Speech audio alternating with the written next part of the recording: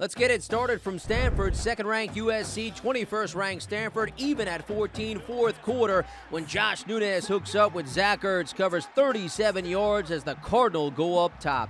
Their defense intercepted Matt Barkley a pair of times and also had a pair of late sacks to seal the W. Kevin Gemmel with Stanford running back Stephon Taylor following the Cardinal upset. Did you feel like throughout the course of the game you were starting to wear them down a little bit? Some of those 2-yard runs were turning into 5- and 6-yard runs. Yeah, I mean that's what our offense is. Try to wear down teams, and as they wear down, we keep going. And that starts with the offensive line, quarterbacks putting in the right spots, and the receivers blocking downfield.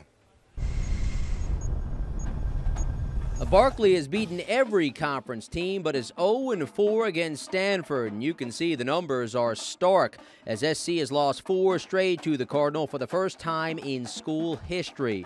The last chance the senior quarterback has is a possible rematch in the Pac-12 title game. Ivan Maisel provides this insight on the Trojans with the national take. If USC plays for the national championship this season, it will not be the Trojan team that showed up at Stanford Stadium tonight. That team couldn't run the ball. They had virtually no kicking game, and as the second half went on, they wore down. It's possible that center Khalid Holmes will come back and everything will be hunky-dory with USC. They're not going to see many teams as physical as Stanford, but this tonight was not the team that we all thought was one of the top 2 to 5 teams in the country. And welcome to College Football Final Extra. I'm Jim Basquel. So Stanford has USC's number. The same can be said about Michigan State over Notre Dame, as the 10th-ranked Spartans had won 10 of the past 15 matchups with the Irish. ND had lost 9 straight games against top 10 teams, with their last victory over a top 10 coming in 2005. The 9-game skid was the longest in Notre Dame history. Could the Irish put an end to that drought? Let's check it out.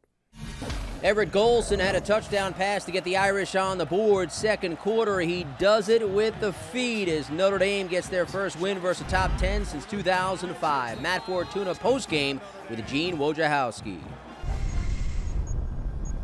3-0 Notre Dame for the first time in years. What do you think this team is capable of? You know, USC lost today. I mean, Michigan hasn't looked that great. I mean, it's easy to let the mind wander a little bit. They have Michigan next week. I think they're a better team. I thought they were a better team last year. So they're going to get the Denard Robinson stigma out of their head, take care of business next week going into the bye. And then you got basically 3 home games in October. So it's easy to look ahead if you're Notre Dame right now. Notre Dame has an incredibly brutal schedule, but after tonight's win, it seems a little bit easier.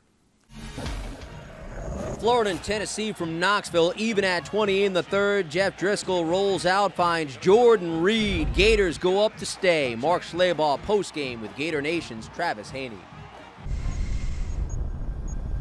To win in the SEC, you've got to run the football, have to be able to stop the run, and the Gators certainly did that tonight. 2 straight second halves for Florida, just been really impressive. 2 plays turned the game, 1 intentional grounding. They have to go 3 and out. They had a chance to go up, maybe 2 scores there. Then Trey Burton, like you said, on the ground, 80 yards around the right side, flies the end zone. Nobody knew he had that kind of speed. That tied the game, but it felt like Florida was up 20 at that point. They won by 17 going away. Pittsburgh and 13th-ranked Virginia Tech. It's Ray Graham that gets the Panthers on the board first, in from a dozen yards out. Keep in mind, Pitt lost their opener to Youngstown State and were blown out by Cincinnati, but Tino Sunseri had a trio of scoring strikes, this to Mike Shanahan, and Pitt stuns Va Tech with 537 yards of offense. Arkansas didn't exactly bounce back from its stunning loss to Louisiana Monroe. Alabama convincingly won its 21st straight SEC opener as the Tide forced 5 turnovers while Eddie Lacy had 3 touchdown runs in a 52-0 mismatch. It marked the first time since 1966 that the Hogs were shut out at Razorback Stadium. Tide Nation's Alex Scarborough postgame with Alabama defensive back Robert Lester. I think the lesson we learned today is to not get complacent by what we accomplished today, because there's a lot of great teams that we got to face. And I mean, to come in and work as hard as we did today and come up with a W like this, I think it's great for us. You guys forced a number of turnovers today that really changed the complexion. Do you guys take pride in that? It was something you guys didn't really do a lot of last year.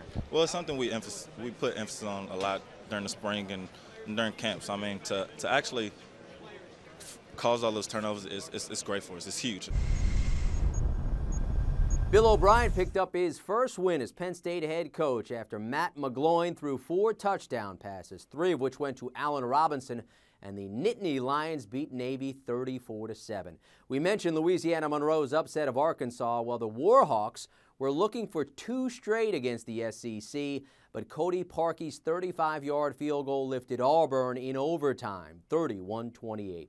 That'll do it for College Football Final Extra. We hope to have you back next week.